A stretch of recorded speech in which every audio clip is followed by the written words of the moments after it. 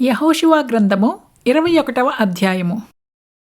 దాను గోత్రీకుల నుండి 4 పట్టణములను అనగా ఎత్తెకేను దాని పొలమును, గిబ్బెతోనును దాని పొలమును, అయ్యాలోనును దాని పొలమును, గత్రిమ్మోనును దాని పొలమును వారికిచ్చిరి. 2 పట్టణములను అనగా మనష్షే అర్ధగోత్రీకుల నుండి తానాకును దాని పొలమును, గత్రిమ్మోనును దాని పొలమును ఇచ్చిరి. వాటి పొలములు కాక కహాతు సంబంధులలో మిగిలిన వారికి కలిగిన పట్టణములన్నీయు 10. లేవీయుల వంశములలో గెర్షోనీయులకు 2 పట్టణములను అనగా నరహంతకుని కొరకు ఆశ్రయ పట్టణమగు బాషానులోని గోలానును దాని పొలమును, బెయేష్టెరాను దాని పొలమును ఇచ్చిరి. ఇస్సాకారు గోత్రీకుల నుండి 4 పట్టణములను అనగా కిష్యోనును దాని పొలమును, దాబెరతును దాని పొలమును, యర్మూతును దాని పొలమును, యన్గన్నీమును దాని పొలమును ఇచ్చిరి. ఆషేరు గోత్రికుల నుండి 4 పట్టణములను అనగా మెషెయలును దాని పొలమును, అబ్దోనును దాని పొలమును, హెల్కతును దాని పొలమును, రెహోబును దాని పొలమును ఇచ్చిరి. నఫ్తాలి గోత్రికుల నుండి 3 పట్టణములను అనగా నరహంతకుని కొరకు ఆశ్రయ పట్టణమగు గలిలయలోని కెదేషును దాని పొలమును, హమ్మోద్దోరును దాని పొలమును, కర్తానును దాని పొలమును ఇచ్చిరి. వారి వంశముల చొప్పున గెర్షోనీయుల పట్టణములన్నీయు వాటి పొలములు కాక 13 పట్టణములు.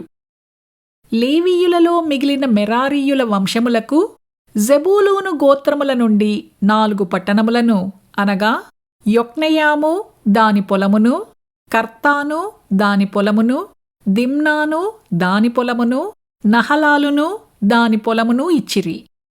రూబేను గోత్రికుల నుండి 4 పట్టణములను అనగా బేసిరును దాని పొలమును, యాహసును దాని పొలమును, కెదేమోతును దాని పొలమును, మేఫాతును దాని పొలమును ఇచ్చిరి. గాదు గోత్రీకుల నుండి 4 పట్టణములను అనగా నరహంతకుని కొరకు ఆశ్రయ పట్టణమగు గిలాదులోని రామోతును దాని పొలమును, మహనయీమును దాని పొలమును, హెష్బోనును దాని పొలమును, యాజరును దాని పొలమును ఇచ్చిరి. వారి వారి వంశముల చొప్పున అనగా లేవీయుల మిగిలిన వంశముల చొప్పున అవన్నీయు మెరారీయులకు కలిగిన పట్టణములు. వంతు చీటి వలన వారికి కలిగిన పట్టణములు 12. ఇశ్రాయేలీయుల స్వాస్థ్యములో వాటి పల్లెలు కాక లేవీయుల పట్టణములన్నీయు 48. ఆ పట్టణములన్నిటికిని పొలములుండెను. ఆ పట్టణములన్నీయు అట్లేయుండెను. యెహోవా ప్రమాణము చేసి వారి పితరులకిచ్చెదనని చెప్పిన దేశమంతయు ఆయన ఇశ్రాయేలీయులకప్పగించెను.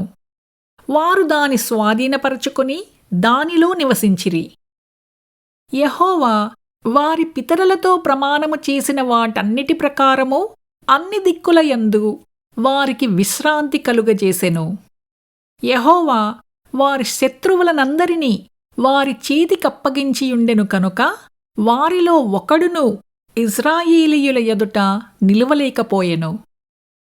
యెహోవా ఇశ్రాయేలీయులకు సెలవిచ్చిన మాటలన్నిటిలో ఏదియూ తప్పియుండలేదు. అంతయూ నెరవేరెను.